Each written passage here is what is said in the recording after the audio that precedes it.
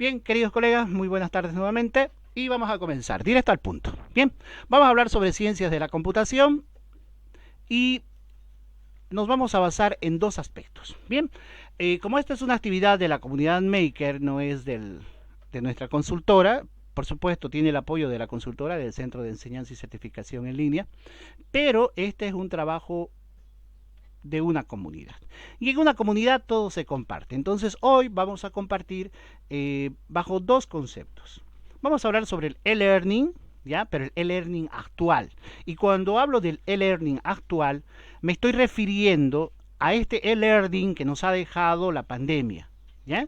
El coronavirus. Ese aspecto de que en marzo nos sacaron de los colegios y nos mandaron directamente a pasar clases en línea, ¿no? Entonces el e-learning antes tenía una manera de enfrentarse y de ahí hasta hoy ha cambiado totalmente.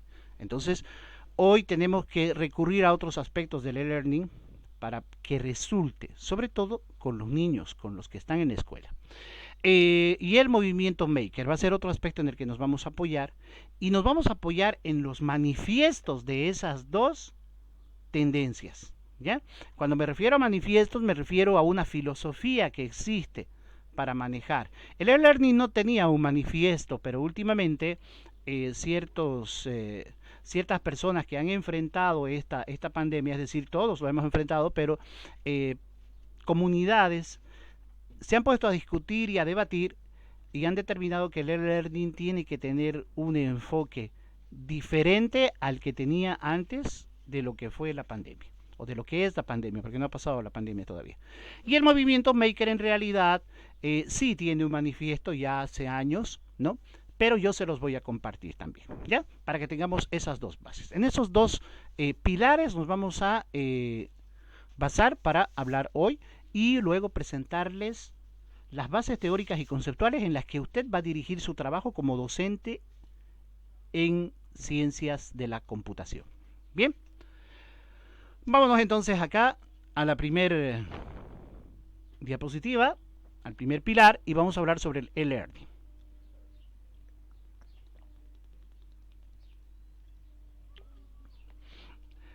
No voy a hablar muchos conceptos, pero sí les voy a mostrar ciertos aspectos que deberíamos conocer como docente. ¿Ya? Como docentes, nosotros tenemos que conocer tendencias, enfoques, metodologías, herramientas que deberíamos utilizar cuando nos conectamos con nuestro estudiante a través de WhatsApp, a través de Zoom, ¿no? Es decir, no todos tenemos acceso a una plataforma e-learning. No todos tenemos acceso a Moodle, a Chamilo y peor a otros LMS que son de pago. Y peor aún, tenemos estudiantes que no pueden bajar una aplicación específica para realizar su trabajo. Bien, eso sucede en toda Latinoamérica y en otros países también. No todos nuestros estudiantes pueden entrar al Classroom, ¿no? Y responder nuestras preguntas, sacarle fotos. Y no todos los docentes tenemos un celular de última generación para empezar a recibir archivos, imágenes, ¿no? Entonces, todos esos problemas hemos encontrado como docentes, aquí en Bolivia, en México, en Guatemala, ¿no? Y entonces estamos enfrentando esto de una manera creativa. Pero no sabemos si esa manera creativa tiene una base teórica bien fundamentada. Es decir, si viene un padre de familia y le dice, ¿por qué le está enseñando eso a mi hijo? ¿Usted qué le va a responder? ¿Porque me pareció bien? No. Tiene que responderle con una base teórica. Le estoy enseñando esto a su hijo porque esto es el fundamento. Todo lo que hacemos tiene que ser con fundamento teórico y también con fundamento de la experiencia. Entonces, todas estas metodologías y aspectos que están aquí en este Visual Thinking, porque es en realidad un Visual Thinking, son imágenes enriquecidas, no son todas las tendencias del e-learning actual, pero sí son las más recomendadas para utilizar en esta nueva tendencia de la enseñanza en línea. Bien, hablamos de los Disculpe, no MOOC. se mira que está compartiendo pantalla. Disculpe. Gracias más bien por avisarme. Ahora sí, ahí va.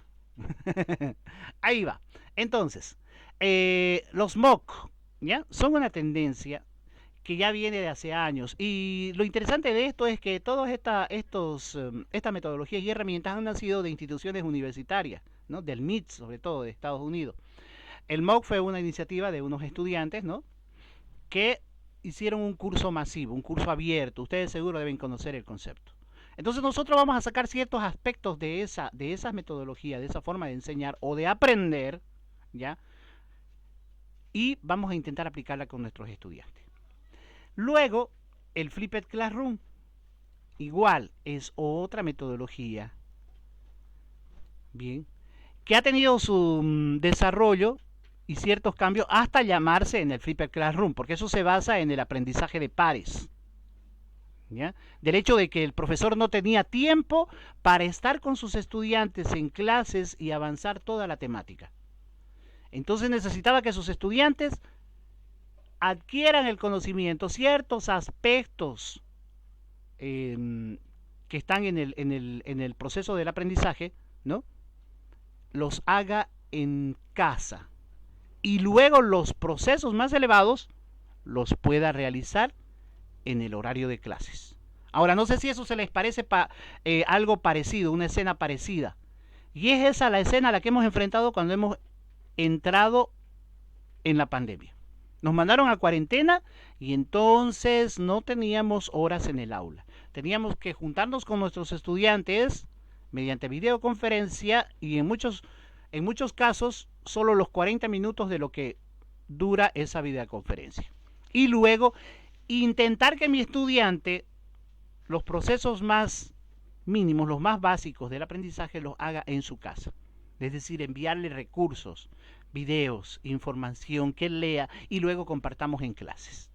También han habido profes que han estado enfrente de la sala Zoom dentro de la videoconferencia y así estaban enfrentando la educación como si estuvieran en el aula. Se ponían a hablar y el estudiante estaba ahí al frente y tal vez le ponía una captura de pantalla, pero no sabía si había un aprendizaje. Bien, entonces el Flipped Classroom en cambio quiere cambiar eso, ha querido cambiar eso. Y eso ha sido ¿por qué? Porque ha habido docentes que no tenían mucho tiempo con sus estudiantes en aula. Entonces quería que los procesos del aprendizaje, los más básicos, ¿no? Los hagan en la casa. Y de ahí viene el aprendizaje por pares, ¿no? Y de ahí también puede ser que derive el aprendizaje cooperativo, ¿no? Y el aprendizaje colaborativo. Bueno, entonces tenemos que conocer sobre esos conceptos. Así que esa es una tarea como docentes para enfrentar la enseñanza en línea, el e-learning actual, es conocer conceptos de metodologías de Flipped Classroom, de MOOC. Bien, y algunas herramientas y otras metodologías también nuevas, modernas, es el Visual Thinking, no tan moderna porque antes ya existía, ¿verdad? Darle una imagen grande al estudiante. No es que el mapa conceptual esté mal, está perfecto, pero es mejor cuando los procesos de aprendizaje nacen del estudiante, de la creatividad del estudiante. Y en un Visual Thinking el estudiante no necesita ser un excelente dibujante.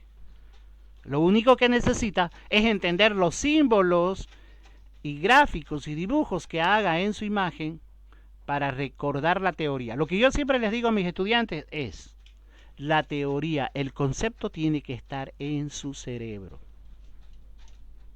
En su cuaderno quiero ver dibujos, símbolos, colores, creatividad. Y eso es un Visual Thinking. Bien, eso también tiene su teoría. Entonces, como docentes, son esos los que tenemos que rescatar y aplicar en nuestro e-learning actual, en nuestra enseñanza en línea. No existe una enseñanza virtual. No hay nada virtual. Lo único virtual es la sala. El docente es real, el estudiante es real, los conceptos, teorías son reales. La enseñanza es en línea.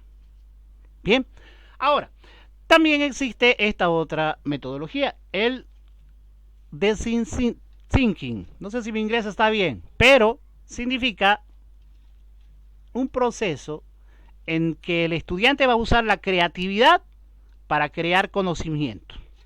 Acá en Bolivia tenemos la ley 070, no profe, no me acuerdo ya el número, es Avelino Signani, que tiene que ver con rescatar conocimiento. Acá en Bolivia tenemos el rescatar conocimientos ancestrales, ¿ya? Entonces eso está en vigente ahora. También existe un concepto biocentrista, ¿no? Y todos esos aspectos conceptuales de la ley, ¿no? Que son interesantes y tienen que ver también con esta forma de enfrentar la enseñanza. Bien, y todos estos conceptos, el maker, los MOOC, tienen que ver también con eso, el rescatar conocimiento, el crear conocimiento nuevo. Y por supuesto, cuando decimos rescatar conocimiento, significa sacar los conocimientos o lo que ya han construido otras personas y reinventar. Y eso es algo que hablamos en la comunidad maker, ¿no? El ingeniero Yesid ha escuchado. Cuando hemos hablado con los niños, reinventemos. No estamos copiando, estamos utilizando conocimientos creado por otra persona y estamos reinventando. Y el design thinking hace eso. Nosotros aprendemos, definimos, implementamos, también cometemos errores, pero de esos errores aprenden los otros. ¿Por qué? Porque los compartimos. Bien, entonces son esas las tendencias que nos han dado el e-learning y nosotros no las conocemos y necesitamos conocerlas para que nuestra enseñanza en línea tenga un buen rumbo. Y algo que tenemos que sí o sí aplicar también en la enseñanza en línea es el aprendizaje cooperativo. ¿Por qué razón? Porque motivar a nuestros estudiantes para que participen cuando están a nuestro lado físicamente es difícil, ¿verdad? ¿Cuántas veces no se ha dado la vuelta a usted o ha levantado la cabeza y le ha dicho a un estudiante, atiende, estás haciendo, estás avanzando, terminaste de copiar? Y eso es cuando usted está a su lado, en el aula. Y ahora, ¿cuán difícil es hacerlo cuando su estudiante no está a su lado? Está al otro lado del monitor, al otro lado del celular. Entonces debe haber una motivación, no solo una, muchas motivaciones, ¿no? Y estas metodologías ayudan a motivar al estudiante a mezclarse, a imbuirse en el método que usted utilice. Yo aplicaba Flipped Classroom ya desde el año pasado, pero no tenía el 100% de participación de mis estudiantes. ¿Y qué pasó? En la pandemia tuve que buscar métodos, aprender herramientas, bueno, que ya las conocía, pero no las aplicaba. ¿Por qué? Porque aún estaba yo en la clase estándar, en la clase presencial. Y esto de alejarme de mis estudiantes me hizo reaccionar y tuve que aplicar el Visual Thinking y el aprendizaje cooperativo. Y resultó. Ahí recién obtuve una clase volcada, un Flipped Classroom. Recién obtuve. Entonces también tuvo su ventaja el hecho de tener que irnos a cuarentena. Entonces tenemos que conocer esos conceptos. Y ese es el e-learning actual. Porque el e-learning de antes solo se enfocaba en el conocimiento, en el que adquiere el conocimiento y en el que enseña, nada más. Con estas herramientas, no. Entonces nosotros como docentes, para enseñar ciencias de la computación, tenemos que conocer estas metodologías. Sobre todo ciencias de la computación. Vámonos entonces a la siguiente diapositiva. Yo no me voy a emocionar, unos 20 minutos más de exposición y luego vamos a compartir todos, ¿ok? Ahora, ¿cuál es el otro pilar en el que me voy a apoyar para presentar esta metodología? O bueno, estos conceptos, que no son míos todos, ya es de una comunidad. Nos vamos a basar en el movimiento Maker. ¿Y qué es lo que ha traído el movimiento Maker hasta hoy? No les voy a contar la historia, la reseña de los Maker, nada. Eso lo pueden encontrar en internet, tal vez ya lo saben también, ¿no? No es nuevo. Pero sí las cosas que nos está dejando el movimiento Maker y lo que puede traernos más después. Bien, el movimiento Maker es ser hacedor, ¿ya? Y no solo puede ser un Maker aquel que es curioso y le gusta hacer las cosas. El movimiento Maker nos está dejando conceptos como Fab Lab, ¿no? Las instituciones superiores ya tienen sus laboratorios de fábrica. Tienen impresoras 3D, tienen aparatos tecnológicos. Entonces, uno puede ir y participar en ese Fab Lab y crear, hacer aparatos eléctricos, prototipos, ¿ya? Y se basa en lo que acabo de mostrarles en el design thinking, ¿no? Crear, errar, pero aprender de eso y en comunidad, ¿no? Y el movimiento maker es más o menos hazlo tú mismo o hazlo con otros.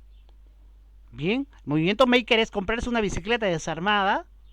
¿Por qué? Porque te gusta armar, porque quieres errar, ¿no? Entonces, hazlo tú mismo o hazlo con otros. Y el Fab Lab tiene ese concepto.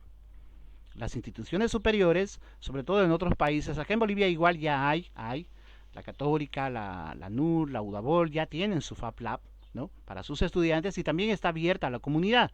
Uno va, para eso tiene que pasar un pequeño curso sí, introductorio de cómo va a manejar las máquinas, ¿no? Las impresoras 3D, algunos programas, tal vez a un plotter, ¿no? Y luego usted fabrica su prototipo.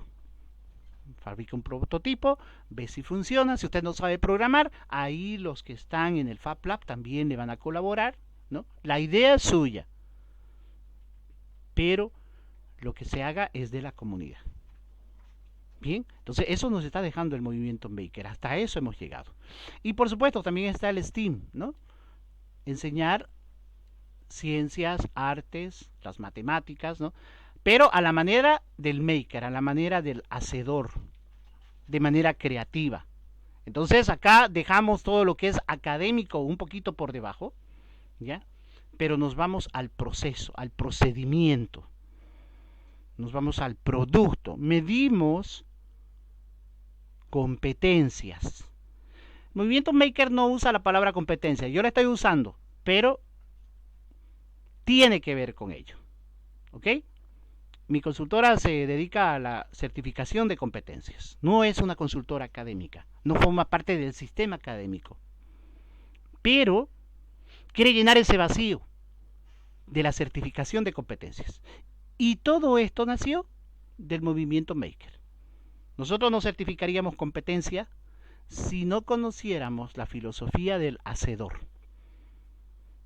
¿no? Hoy el gobierno de Bolivia está haciendo como 12 millones de dólares para solventar los empleos de 11.000 personas. Están gastando como 2.000 dólares en 6 meses por persona. ¿Por qué? Porque esas personas no encuentran empleo porque no tienen una certificación laboral. El movimiento Maker crea personas que sepan hacer. Y si nos vamos al otro aspecto, el movimiento Maker sirve para certificar competencias. Entonces en eso nos basamos nosotros para certificar competencias. ¿Qué más nos está dejando el movimiento Maker? ¿O cuáles son los fundamentos o las creaciones del movimiento Maker? Las startups, ¿no? Pequeñas ideas de estudiantes, sobre todo de universidades, ¿no? Las universidades igual tienen sus incubadoras de empresas y con esta filosofía del movimiento Maker muchas empresas han nacido y sobre todo las empresas de tecnología, es decir, empresas de la industria 4.0. Y ese es un concepto también que yo enseño a mis estudiantes. Industria 4.0. Sobre todo, voy a hablar otra vez de Bolivia. Nosotros no formamos parte de una cadena de valor completa, ¿verdad? Sobre todo estos países latinoamericanos somos simplemente distribuidores de materia prima. Pero necesitamos nosotros incursionar en la industria. Necesitamos ser creadores, hacedores. Y para eso nos sirve el movimiento Maker. Y también se dice que el movimiento Maker es la tercera ola industrial. ¿Por qué? Porque la robótica, la electrónica está llegando a manos de los niños, de los jóvenes. Y ellos crean ahora las máquinas. Y esa es la tercera revolución industrial. Pero en el aspecto tecnológico ya se habla de la industria 4.0. Y ese es otro concepto que ha nacido del movimiento Maker. O bueno, tal vez no de ellos, pero sí han sido impulsados por esa filosofía. Puede ser que el profe que está aquí acompañándonos, ¿no? Es un decir, ¿no? Él puede ser analista de sistemas, el ingeniero Yesid igual ya ha creado, ha hecho muchas de estas cosas, ¿no? Ha trabajado en un Fab Lab, ¿no? ha hecho tal vez emprendimientos en startup, tiene ideas para la industria 4.0 y no conozca el movimiento maker. Pero esa actitud de hacedor es lo que nosotros queremos impulsar en nuestros estudiantes, ¿no? Y por supuesto, del movimiento maker también nace la robótica educativa.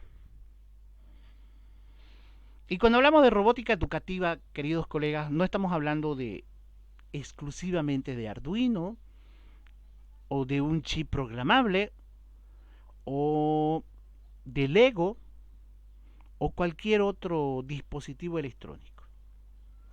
La robótica educativa engloba mucho más y eso lo vamos a ver en las otras diapositivas. Y antes que me siga emocionando, de una vez pasemos a lo otro, ¿ok? Si tienen alguna consulta hasta acá, pueden ustedes compartir mientras yo me tomo un vaso de agua. Lo que he hecho es exponer dos aspectos, el e-learning actual y el movimiento maker, más o menos lo que nos está dejando el movimiento maker. No les voy a exponer demasiado la filosofía del movimiento maker. Aquí está el manifiesto del e-learning actual. Es nuevo este manifiesto, son esas organizaciones las que lo están impulsando y muchas otras más, ¿no? Yo he participado en unas reuniones con algunas personas y han compartido eso. Es un manifiesto del e-learning actual, ¿no? Hay algo que me gusta resaltar, no lo voy a leer todo, ¿ya? Pero algo que me parece muy importante es que antes cuando usted pasaba un curso e-learning, es decir, una actualización o no sé, programación en HTML, lo que sea, la plataforma, la metodología se basaba simplemente en el contenido y lo que yo quería aprender. Ya el contenido y el título, el nivel del título que me iban a dar. Hoy no. Hoy el e-learning tiene que, sobre todo este punto de acá, adaptarse al aprendizaje y a las necesidades del estudiante. Lo he copiado tal cual. A mí no me gusta la palabra alumno, ¿ya? Pero no puedo cambiarlo porque tiene esto una fuente, ¿ya? Es de acá, de esta página. Y por supuesto lo han hecho entre estas instituciones, en un panel, en un debate. Entonces no puedo cambiar las palabras. Pero lo más importante es eso. El e-learning solo funciona si nos adaptamos al aprendizaje y a las necesidades del estudiante. Y miren ahí abajo, el número 10 dice, incentiva la participación. Lógico, pero el e-learning no va a incentivar la participación si es que uno utiliza herramientas como las que les mostré antes. Bien, y todo lo demás. Todos, esos son manifiestos, ¿no? Entonces ha sido creado por... Podemos llamar a algunos expertos y podemos llamar también personas con experiencia. Y nosotros como docentes somos personas con experiencia. Y para eso estoy yo aquí. Soy parte de una comunidad y les estoy compartiendo una experiencia. Bien, entonces ese sería el manifiesto del e-learning actual. No lo voy a leer todo, después les voy a compartir esta diapositiva. Y aquí va también, son 22 puntos, están resumidos, pero en estas páginas pueden encontrarlo más completo. Hay un documento igual, si siguen algunos links van a encontrarlos, ¿ya? Y vamos a hacer una pequeña comparación. Esto es de otra página, sí, de otros autores. Ahí están los autores, bien. Como comunidad que comparte conocimiento y como miembro de ello, siempre hay que saber reconocer la fuente. Bueno, bien. Entonces, el enfoque típico, antes el e-learning se centraba solo en el contenido. ¿Bien? Hoy hay que centrarse en el desempeño. Hay que preocuparse si está llegando al estudiante, ¿no? Tenía que ser eficiente solo para los autores. Hoy no. Hoy nos importa el aprendiz, el que aprende. Y sobre todo se tomaba muy en cuenta la asistencia. Hoy en la tarde a las 6 de la tarde tenemos una reunión para impulsar unos cursos gratuitos, pero para certificar competencias. Y nosotros lo primero que pedimos es que la gente se comprometa. Aquel que se compromete va a empezar a trabajar de manera grupal, 3, 4 personas, y van a certificar sus competencias. Pero la consultora es simplemente el impulsador y los que certifican son la comunidad. Entonces, pero para eso tiene que haber un compromiso, ¿no? El e-learning se basaba solo en los contenidos. Hoy no. ese contenido tiene que ser contextualizado. No todos los estudiantes se desenvuelven igual. Hoy ustedes lo han visto, han tenido esas experiencias. Entonces tenemos que contextualizar el e-learning. No solo la plataforma. Podemos usar cualquier plataforma. Lo importante es ver las necesidades del estudiante, ¿no? Y también, antes, nos daban un formulario. Yo veo que mis profes están preocupados por hacer un formulario de Google contemporizador. Y todos se han bajado la aplicación esa que está de moda para ponerle tiempo a su evaluación. ¿Eso por qué? Porque seguimos mirando la enseñanza en línea como la enseñanza cuando estábamos en el curso. Tienen 15 minutos y nadie me copia. Ese es el objetivo de querer ponerle tiempo a un formulario de Google. Y no, no es así. Tenemos que hacer que el estudiante se inmiscuya y practique. Tenemos que certificar sus competencias. A una competencia no se le pone número. Una competencia nos da un producto. Y ese es un e-learning serio, un e-learning actual, ¿no? Y por supuesto, todos los desafíos son individualizados. Cada estudiante va a manifestarse de cierta manera, otros no. Y así esos otros puntos, ¿no? Consecuencia del mundo, zona de práctica continua y todo eso. Pero estos son los más importantes. Entonces, esa es la manera en cómo el e-learning nos ha dejado hoy, después de haber, ¿cómo les podemos decir? No es un espaldarazo, es una patada de todos los docentes que no hemos llegado a la enseñanza en línea. Hemos llegado obligados a la enseñanza en línea. Y entonces el e-learning tiene que cambiar. ¿Bien? Entonces, voy a botejar, yes, listo. Ahora, vámonos a lo que es los Maker. Eso es el learning actual. Este es el manifiesto Maker. Solo voy a leer las palabras. El Maker tiene que hacer. El Maker tiene que saber compartir. El Maker tiene que dar y ofrecer. Si usted le enseña a su estudiante a hacer, a compartir, a dar y ofrecer y a aprender, él se va a motivar. Si cada estudiante se inmiscuye en el trabajo de equipo, se va a motivar. Tiene que estar equipado, tiene que tener herramientas, pero las herramientas que él crea convenientes. Tiene que jugar. No estamos en el aula normal en el que le va a decir a sus estudiantes silencio, cállense. Hay que hacer nacer su creatividad.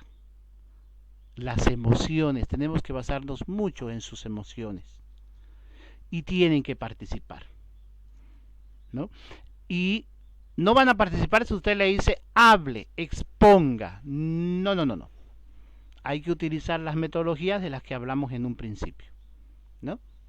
Visual Thinking y otras más. Flipped Classroom, ¿no? Juegos, dinámicas, la gamificación. Igual es una herramienta que podemos utilizar en el e-learning. Bien, tiene que haber apoyo. Y todo esto nos tiene que hacer cambiar. Bien, no, así el estudiante no va a tener miedo de decir, lo hice mal. ¿Alguna vez alguno de ustedes ha recibido una tarea que el estudiante le ha dicho está mal? Pero mire, así está. No, si el estudiante sabe que su tarea está mal, no se la va a mostrar. ¿Verdad? Dice, no, la voy a hacer, es que está mal, tengo que rehacerla. No, reciba tareas mal hechas. Porque de eso ellos aprenden. Y saber compartir lo que he hecho mal no tiene por qué darme vergüenza. Y eso es lo que impulsa el movimiento Maker. Bien, vámonos a lo demás. Y ahora sí entramos a lo que ustedes vinieron. Apoyándonos en esos dos pilares, en el e-learning actual, en la tendencia del e-learning y las cosas que nos está dejando el e-learning hoy, y el movimiento Maker, y lo que el movimiento Maker ha logrado hasta hoy, y lo que nos está dejando, entonces recién podemos enfrentar la enseñanza de las ciencias de la computación. Bueno, entonces, ahora sí, yo me voy a callar un rato. Esa fue una introducción. Esto lo voy a hacer en unos 20 minutos, en unos 15 o 20 minutos, y van a tener preguntas y respuestas y vamos a compartir. Pero hasta acá, ¿tienen alguna inquietud que quisieran compartir, por favor, queridos profe? Yo me voy a callar un ratito.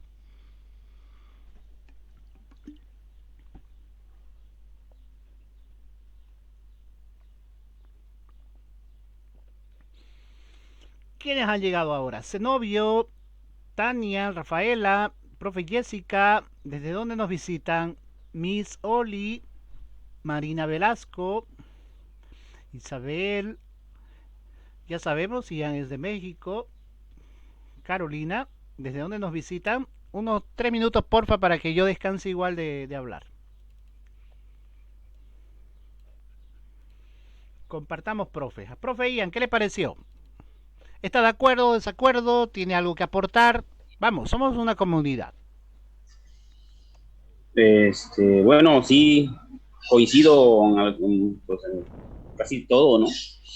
Hay cositas que no, a lo mejor no sabía, no los tenía tan lúcidas, pero ahorita ya con la charla sí, pues se me amplía el panorama, ¿no? Ya tengo otra perspectiva de cómo voy a trabajar.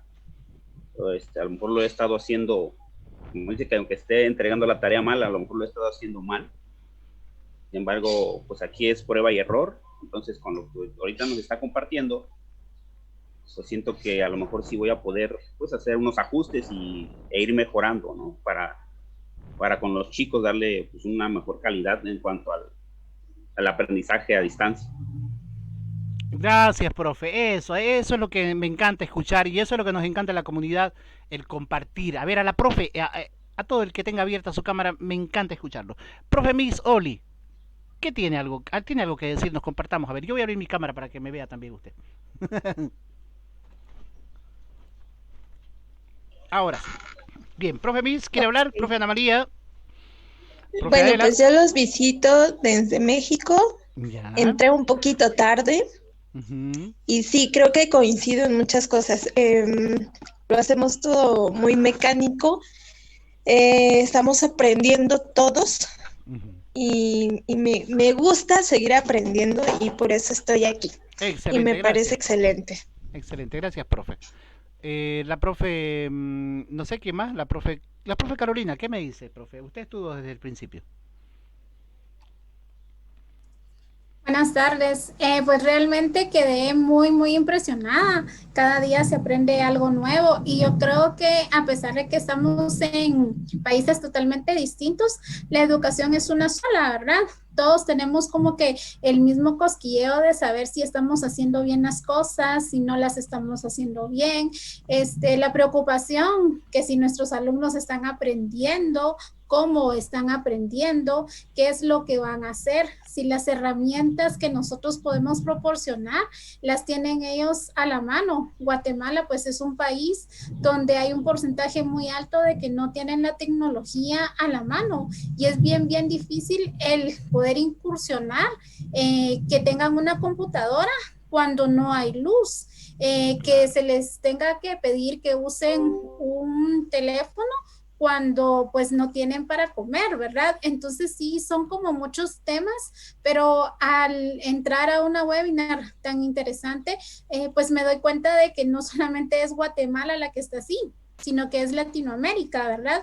Entonces Claro. el aprendizaje es muy bonito, como dijo la compañera, un docente pues tiene eso de maravilloso de siempre tener las ganas de aprender y el error es lo que nos hace mejor, ¿verdad?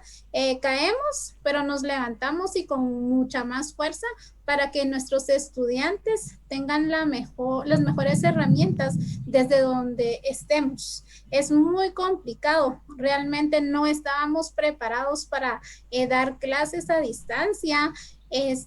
La prioridad en mi país lastimosamente no es la educación, la prioridad es saber si voy a tener para comer hoy. Entonces, como les digo, creo que sí, hasta se me eriza la piel solamente de saber de que Latinoamérica está de la misma manera y creo que todos tenemos un pensamiento de aprender mucho para poder utilizar las herramientas que tengamos a la mano y que nuestros alumnos pues también las puedan tener, ¿verdad? Muchas gracias. Gracias. Muy bien de escucharle, profe. Emociona y además inspira y motiva, ¿no? Y algo que me reconforta es que lo poco que uno sabe compartirlo, es decir, que sirva de algo. Gracias, profe. No sé si alguno más de los profesores quisiera hablar. La profe María Cho, que no sea alguien de Bolivia, de otro lado, no sé. La profe Rafaela. profe Tania, profe Marina. Van a disculpar, pero eso es lo que nosotros hacemos en la comunidad. Todos compartimos. ¿Puedo aprovechar un poquito, profe? Sí, claro, siga, ingeniero. Bueno, disculpen, ¿no? Yo no soy del área educativa, pero sí me importa mucho las generaciones que van viniendo, ¿no?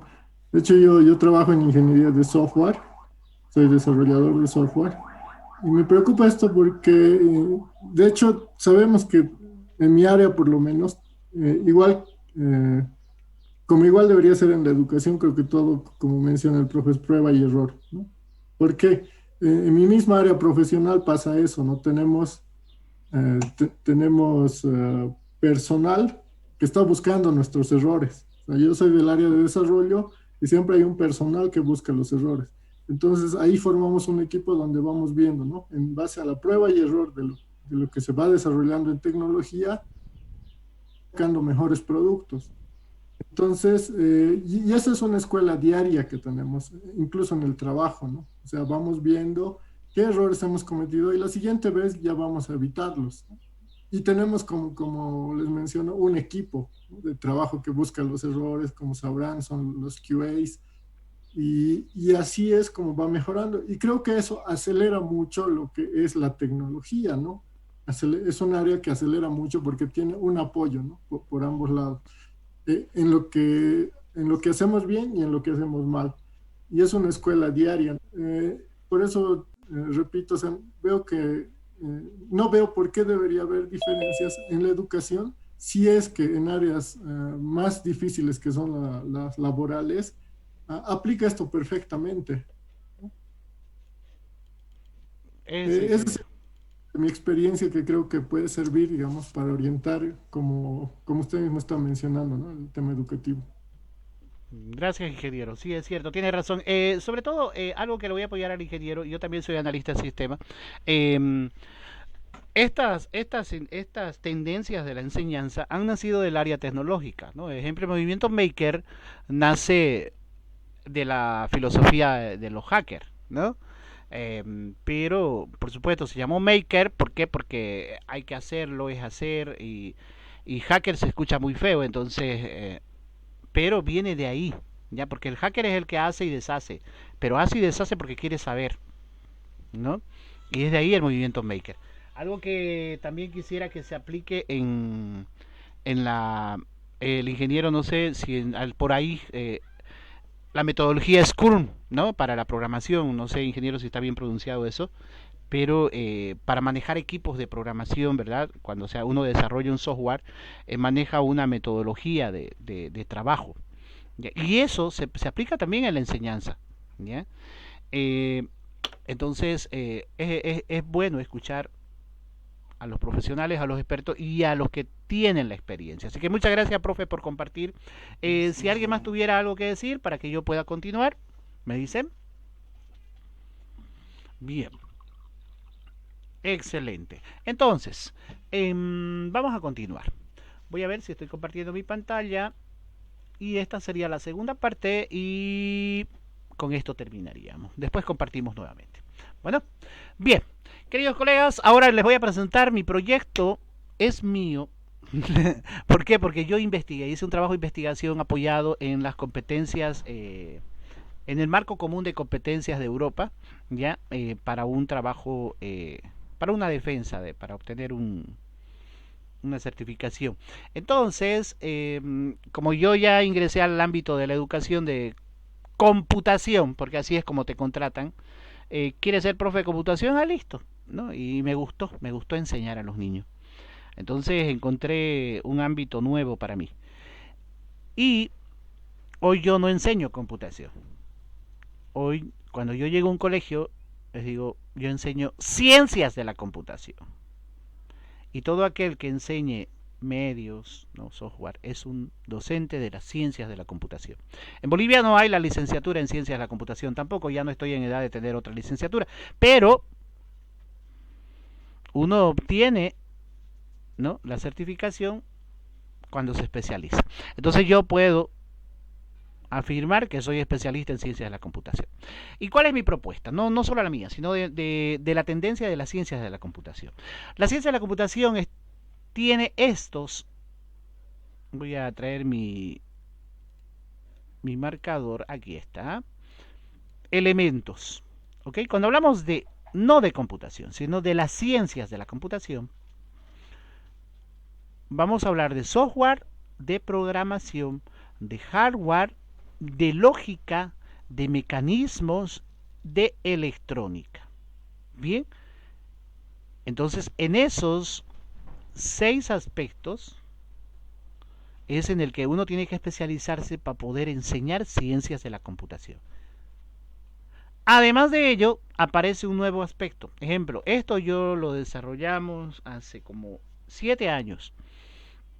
Ha ido creciendo, el proyecto está más grande, tiene más contenido, ¿no? Ya tenemos libros hechos para esto.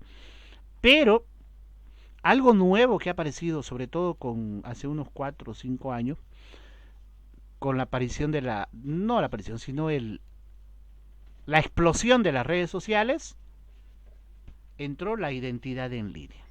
Y es un aspecto que no le compete al tecnólogo. Ya, ejemplo, yo soy analista de datos, yo soy experto en estadística, en manejo de datos, ¿no? Y de nada me servía hablar sobre identidad en línea. No me interesaba. Pero ¿por qué me interesó? ¿Por qué? Porque empecé a enseñar a niños y a jóvenes. Y esos niños y esos jóvenes están conectados en línea. Y hoy el padre agarra y le da su tablet al niño para que no lo moleste, ¿no? Entonces no sabemos cuántas horas está el niño ahí, está conectado en línea y no sabemos con quiénes se conecta, ¿no? Yo les paso mi código de Classroom a mis estudiantes y al mes me están diciendo, lo perdí el correo, profe, ¿puede abrirlo el Classroom con el correo de mi hermano, de mi mamá? ¿Qué significa? Que no tiene control de su identidad en línea. Capacitamos a docentes en e-learning, en Moodle, en Chamilo y en el Classroom, hagamos de cuenta el Classroom, y los profes no tienen control de lo que es un correo electrónico. Entonces no conocemos lo que es la identidad en línea. Abre el profe su Classroom en la computadora y cuando abre el celular dice, no, está mal el Classroom, no me hablen las mismas clases. Y es porque no se ha fijado que utiliza un correo electrónico en la computadora y en su celular está usando un correo electrónico que se lo creó la persona que le vendió el celular o el hijo menor, ¿no? Entonces no tiene control de su identidad en línea. Entonces, aunque los aspectos que se toman, los conceptos que se engloban la identidad en línea, no tienen que ver con la tecnología, pero sí tienen que ver con el desenvolvimiento del individuo dentro de lo digital. Entonces por eso se llama identidad en línea. ¿Y a qué se debe también la identidad en línea? Como profesionales nosotros tendríamos que tener nuestra identidad en línea en el LinkedIn y en redes profesionales. Por supuesto, vamos a tener en el Face, pero como profesionales hay redes que son específicamente para eso. Entonces para eso tenemos que tener control de nuestra identidad en línea. Y a los niños y a los jóvenes les vamos a enseñar seguridad en la identidad en línea, ¿no? Y que controlen su identidad en línea. Desde cierta edad, por supuesto, ellos no pueden tener cuentas de Face, ¿no? Hasta los 13 años, desde los 13 para arriba pueden tener. Hoy tienen todo, sí. Pero eso es porque como padres dejamos que suceda, ¿no? Entonces la identidad en línea es otro de los aspectos que se le ha sumado a esta propuesta. ¿Ya? Entonces hemos aumentado esos contenidos a nuestra planificación, a nuestra propuesta de enseñanza de las ciencias de la computación. ¿Ya? Y ahora, cuando nosotros queremos enseñar programación, software, hardware, lógica, mecanismos, electrónica, es decir, ciencias de la computación a nuestros estudiantes, no siempre tiene que ser con aparatos físicos, no siempre tiene que ser con Arduino, no siempre tiene que ser con Scratch en una computadora. Bien, y a eso es a lo que contiene la propuesta.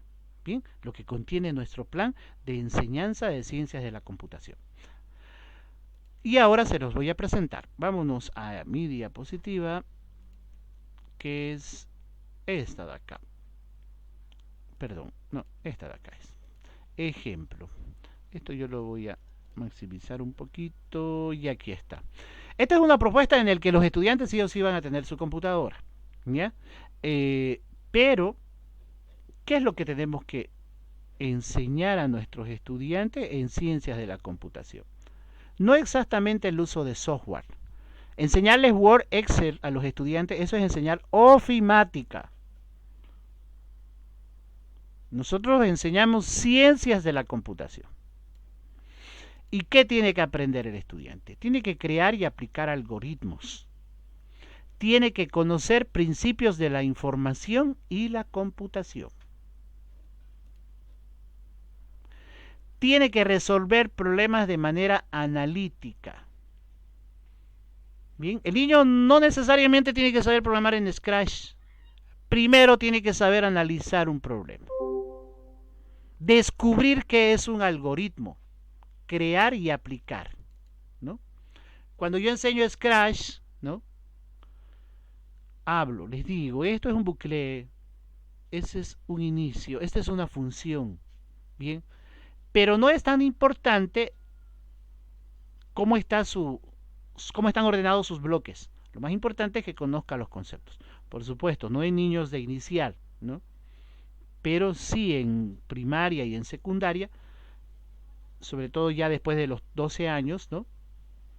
Intento que ellos utilicen el lenguaje que debe ser para las ciencias de la computación. Entonces ellos hablan de algoritmos, ellos hablan de análisis y desarrollan el pensamiento computacional. Y una de las herramientas para eso es el ajedrez, ¿no? Entonces no necesita siempre una computadora para para desarrollar el pensamiento computacional.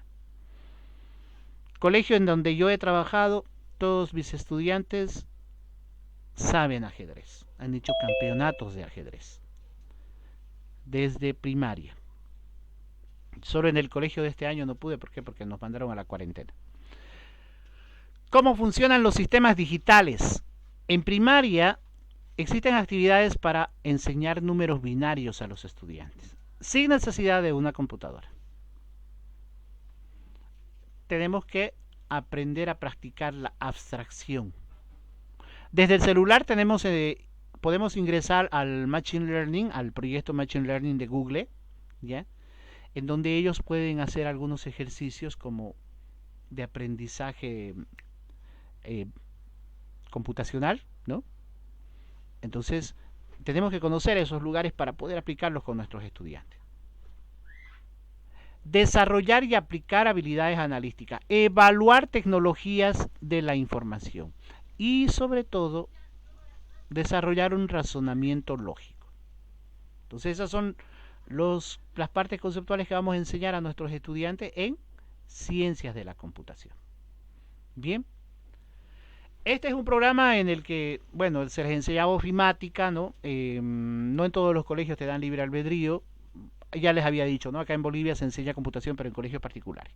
En la currícula del gobierno no hay ciencias de la computación. Pero en la mayoría de los colegios, cuando vos eres docente de computación, te dicen, no, va a enseñar Word, Excel, PowerPoint. Pero yo como profesional, y además esto yo ya lo había hecho más antes, enseño lo que les mostré acá. ¿No? Solo en un colegio me dieron libre albedrío y yo hice mi planificación totalmente para que ellos desarrollaran el pensamiento computacional, conocieran sobre algoritmos, ¿ya? Y encontré una herramienta excelente para eso, la Khan Academy. Bien. Y tiene ya una currícula lista para que el estudiante pueda desarrollar. Eso es para niños de 12, 14 años. Niños menores igual pueden hacerlo. Hay suficiente con que sepa leer y escribir, ¿ya?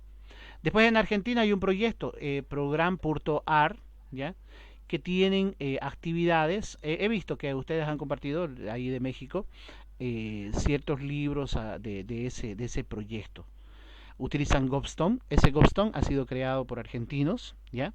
El Pilas Bloques me parece que también, pero se asemeja al Scratch Junior, ¿ya? Estos son software, ¿bien? Estamos hablando de primaria, secundaria, ¿ya? Ahora nos vamos a ir a inicial, tranquilos, profe, ¿no? Tenemos el Livebot, ¿ya? El Blocky Games, ¿no? Que es igual de Google, la hora código. Bien, entonces cuando a mí me dan al libre albedrío para enseñar ciencias de la computación, yo les enseño a hacer páginas web con Google Sites. Les enseño todas las aplicaciones de Google. Pero aparte de eso, dentro de la currícula también hay otros conceptos teóricos, ¿no? Que les enseño a descubrir. ¿Y cómo les hago descubrir? Ellos investigan páginas web sobre ciertos conceptos y me presentan Visual Thinking. Yo no pido mapas conceptuales, les pido dibujos. Les digo, la teoría, los conceptos tienen que estar en su cerebro. Y aquí también en secundaria manejamos Blocky Games, Scratch. Y en los más grandecitos de secundaria, lo voy a hacer más chiquito esto, aplicaciones, ¿no? Con App Inventor. Por supuesto, hay otros recursos más. Bien, pero esta fue una planificación para este año de este colegio. ¿Ya? Y por supuesto, ofimática, porque todos los papás quieren que los estudiantes aprendan ofimática. Y si no tenemos computadora, profe, por supuesto, va a estar en YouTube, pero en algún momento tengo que certificar sus competencias. Entonces, de alguna manera tengo que ver que ellos sepan hacer, pero no les enseño correctamente todo, cómo se abre el PowerPoint, cómo se cierra, no, sino ejercicios prácticos de cómo hacer ejemplo. En primaria, cómo dibujar una carta, ¿no? Es decir, me voy al enfoque por competencias. El niño tiene que saber redactar una carta, ponerle formato, encabezados, pies, ¿ya? Y a los estudiantes que ya van a salir bachilleres, a los de secundaria, se les enseña a poner citas bibliográficas, normas APA, normas Vancouver, ¿no? Macros en Excel. Bien, entonces más avanzado. Usted le pone al estudiante en la computadora y él hace y deshace PowerPoint, Excel, así no lo haya visto. Entonces nos vamos solo a 3 o a 4 actividades, pero para certificar competencias. El estudiante es competente para hacer una monografía, es decir, para darle formato a un documento para presentar una monografía, ¿no? El estudiante es competente para crear una macro en Excel, para usar tablas dinámicas, ¿no? Pero no utilizamos el texto normal en el que se les muestra menú superior, ¿no? Que para qué se usan negrillas, subrayado, no, eso ya no. ¿Por qué? Porque quiero ganar tiempo para que ellos aprendan lógica, programación, y no siempre programando, sino también con juegos. Bien, después les voy a mostrar cómo enseñamos programación cuando no hay computadora con juegos. Vámonos a lo siguiente. Esto lo voy a maximizar un poquito para poder ver bien por dónde vamos. Aquí está, esto. Bien, entonces, ¿qué competencias digitales podemos lograr con este plan? En primaria, necesitamos que el estudiante pueda usar el software ofimático, aplicaciones Google, desarrollo del pensamiento lógico y conceptos sobre seguridad en Internet. Bien, y ahí está la identidad en línea. Cuando hablamos de seguridad en Internet, estamos hablando de la identidad en línea.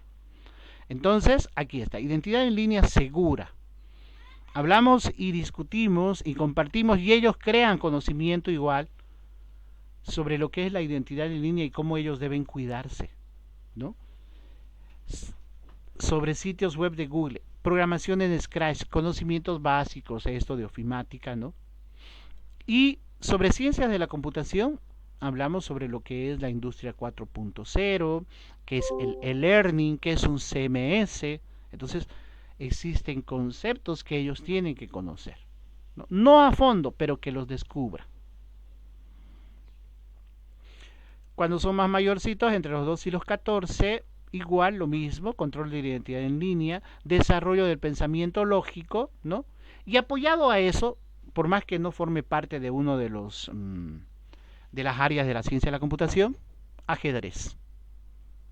Bien, entonces motivamos a que los estudiantes aprendan ajedrez. ¿Por qué? Porque es hermoso escuchar al niño que le diga, ah, eso, voy a tomar esa decisión. ¿Por qué? Porque si yo fuera rey, haría eso. Es igual como lo que hace el caballo cuando está enfrente de un alfil. Y es más hermoso escuchar al estudiante que ha aprendido una estrategia de ataque. Entonces desarrollamos el pensamiento lógico no siempre con la computadora. Luego, competencias sobre programación, diseño web y otros conceptos de teoría de ciencia de la computación. Con la Khan Academy nos apoyamos para enseñar algoritmos HTML. Ellos ya conocen lo que es el hipermedia y el hipertexto. Muchos docentes ahora estamos entrando a manejar Chamilo, Moodle y tenemos que hacer nuestras actividades dentro de la plataforma. Pero no sabemos hacerlas, ¿por qué? Porque cuando estamos, lo que queremos es subir nuestro PDF a la plataforma y ahí lo usamos. No, tenemos que crear contenido dentro de Moodle, tenemos que crear contenido dentro de Chamilo. Y para eso pues tenemos que conocer algo de HTML. Y mis estudiantes aprenden HTML. Y una de las herramientas que uso es la Khan Academy. Por supuesto, usted puede enseñar también HTML en el celular. ¿Por qué? Porque solo necesita un archivo de texto, ¿no? Y puede abrirlo. Es HTML básico, páginas web básicas. Bien. Sí o sí me baso en los Google Sites, en aplicaciones de Google, ¿no? ¿Por qué? Porque son de fácil acceso. Todos tienen un correo de Gmail, porque todos tienen celular, todos tienen Play Store, entonces tienen acceso a las aplicaciones de Google, ¿no? Último estuvimos enseñando a los docentes a utilizar aplicaciones, el Jamboard, ¿no? Para hacer estas actividades con los estudiantes. Esto nosotros lo enseñamos ya de hace rato con los estudiantes. Bien, ahora en los más grandes, ¿qué competencias adquieren? Por supuesto, aplicación práctica del software ofimático. Como les decía, productos. Hacemos una monografía y aplicamos sí o sí las normas APA o Vancouver. Acá en Bolivia se usan las normas APA. Y yo sé que mis bachilleres van a salir al año, van a la universidad al año y la primera materia que llevan a cabo es metodología de la investigación. Y tienen que hacer una monografía. Y para eso se van a ir cerca a las oficinas estas y pagan para que le hagan su monografía. No, mis estudiantes no van a pagar. Porque mis estudiantes saben manejar normas APA. Y además, sumado a eso, le enseñamos cómo redactar un objetivo, algo sobre estadística, ¿no? Entonces, tiene que ver con la computación. ¿Por qué? Porque es el tratamiento de datos, ¿no? Esa es mi especialidad, yo soy científico de datos. Entonces, ¿por qué no compartir algo de lo que sé con mis estudiantes? Entonces, le enseñamos estadística básica, ¿no? Ellos aprenden cómo hacer una monografía. Y sobre todo, como es ofimática, cómo se hace la configuración para poner citas bibliográficas en un documento de Word. Y después la combinación de correspondencia y algunos otros aspectos sobre ofimática, pero enfocado por competencias. Bien. Y el desarrollo de la identidad en línea. Ya aquí en la identidad en línea los estudiantes ya los metemos a LinkedIn, que tengan control total de su identidad en línea, ¿no? Pensamiento lógico, diseño de páginas web, ¿ya? Con CMS, con WordPress. Bien, igual, esto me pasó el año pasado en el Colegio St. Patrick. Enseñé WordPress, pero yo usaba solo computadora para enseñar WordPress. Mis estudiantes hacían página web desde el celular. No sabía que desde el celular se podía diseñar en WordPress, pero ellos me enseñaron eso. ¿Ya? Crearon su WordPress, su página de WordPress desde el celular. No usaban computadora. Entonces, por ese lado va el enfoque. Entonces enseñamos ciencias de la computación. Y todos estos son los aspectos. Mira, ciencias de la computación. Y cuando hablamos ciencia de computación, ¿qué es lo que les enseño? Industria 4.0, grooming, Ya, el concepto de grooming es el peligro que hay en el internet, ¿no? En este proyecto de Argentina tienen ese contenido muy bonito. Igual usted va a encontrar páginas en inglés, ¿no? Las traduce nomás con el navegador, no hay problema. Va a encontrar también Machine Learning, realidad aumentada.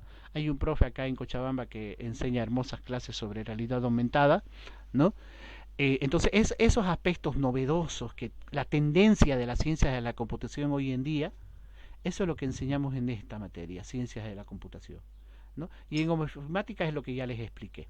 En lógica y programación hacemos ejercicios binarios, ¿no? Pero no como aprendemos en la universidad, sino como juegos. Bien, eso sería para primaria y secundaria. Voy a abrir un ratito mi diapositiva. Si alguien quisiera, tendría alguna inquietud, no hay problema, me pueden interrumpir. Bien. Y ahora les voy a mostrar acá. Ejemplo, aquí está de lo que les decía. Aquí está ya algunos contenidos temáticos. Aquí está grooming, números binarios en primaria entre 8 y 11 años. Jugamos con números binarios. Cuando son más chiquitos, desde los 5 o 6 años, dibujamos con números binarios.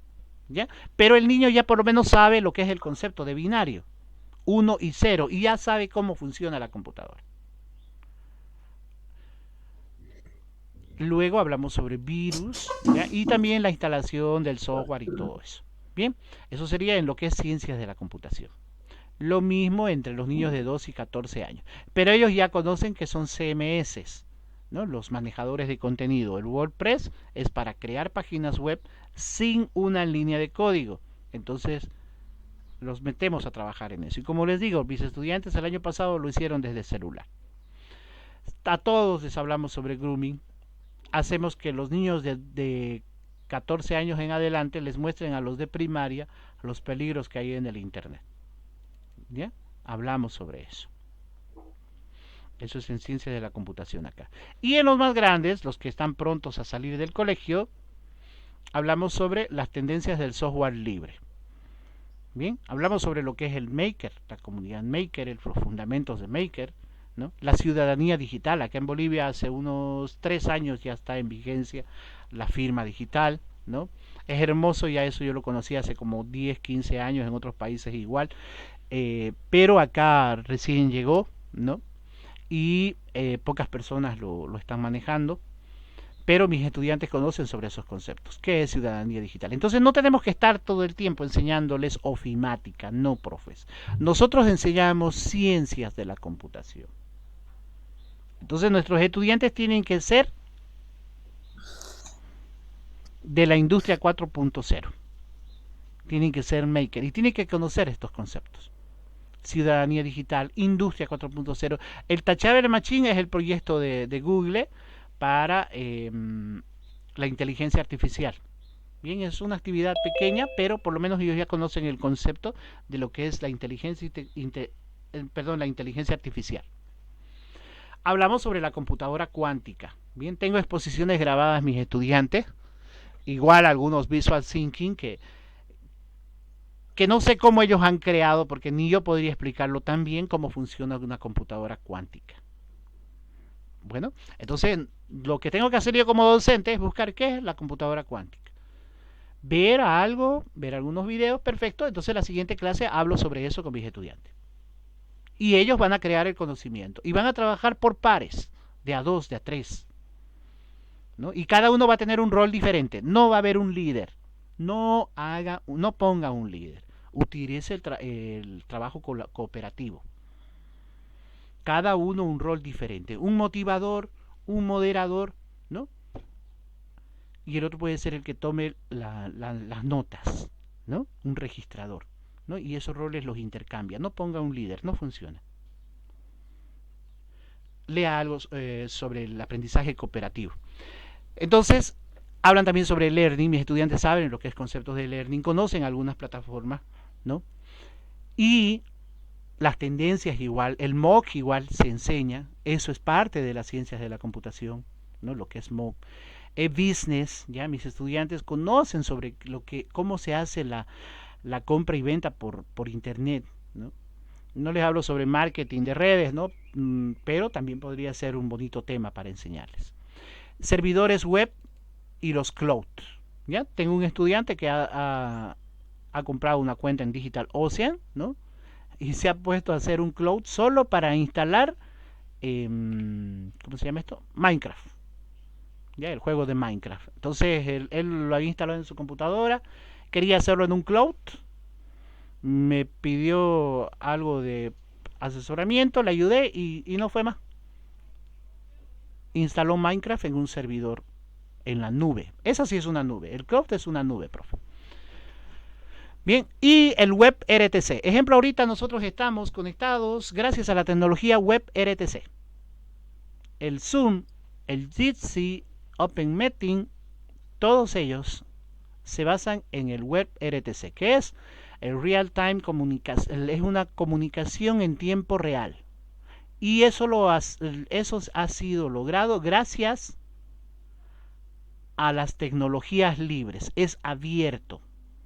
Por eso el Zoom y el otro software tienen una API que uno puede utilizar y modificar, pero todo lo que está basado en web RTC. ¿Ya? Si usted tiene llamadas de WhatsApp grupales, videollamadas, es gracias al web RTC. Y eso nació de una comunidad libre.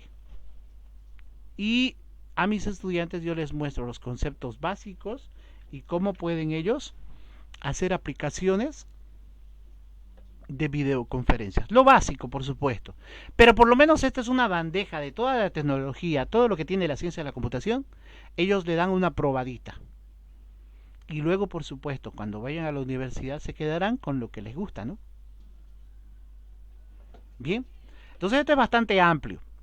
La propuesta es amplia. Esta es solo la diapositiva de presentación, ¿no? El contenido es amplio también. Aquí está la forma en cómo certificamos las competencias de los estudiantes. No nos basamos todo en la asistencia, sino en los productos. ¿Ya? ¿Qué productos esperamos de ellos al terminar el ciclo? ¿No? Estos son parte de los libros. Dentro de los contenidos temáticos también hemos utilizado de otras plataformas, ¿no? Ejemplo de esta, les voy a compartir esta un ratito. Vamos a hacer un break. Program.ar, ahí lo van a encontrar, es hermoso. Program.ar. Ya he visto que alguien en México lo compartió, pero le voy a compartir yo las páginas. Es un proyecto de una fundación Solaski, no me acuerdo la fundación cómo se llama, pero usted acá va a encontrar recursos para todo lo que es primaria y secundaria. ¿Ya? Y los puede bajar. Esta es la fundación Sadowski. ¿Ya? Más o menos como hay también otra fundación en México que igual impulsa este tipo de enseñanza. Y aquí va a encontrar usted contenido sobre primaria y secundaria. Pero acá no va a encontrar manuales de Word, de Excel, de PowerPoint. No va a encontrar manuales de ofimática o de electrónica. Aquí va... Lo que le va a ayudar en esto es en el área de las ciencias de la computación. En la lógica, en la programación, en los algoritmos. Y aquí está, mire, primaria, secundaria. Y esto está en español, eso es lo hermoso. Porque son argentinos. Y aquí está la info para los docentes. Usted puede bajar todos los materiales. ¿Ya? Aquí está la programación en pilas bloques. Ellos me parece que lo han modificado. Este programa es de argentinos. Y también el otro, el Gopstone. Y yo lo utilizo en mi contenido temático. Bien, están los textos acá para que los puedan bajar. Bien, entonces les dejo ahí el link de program.ar. Hay muchas otras cosas que me encantaría compartirles, el tiempo no nos va a dar. Entonces, esta sería mi presentación de lo que es la ciencia de la computación primaria y secundaria. ¿Ya? Ahora en esta otra partecita les voy a mostrar lo que es la robótica educativa y con esto voy a terminar, pero voy a hablar lo que es inicial. ¿Ya? Igual, ciencia de la computación, pero en inicial. Bueno, me van a dar 2 minutos mientras yo respiro un poco.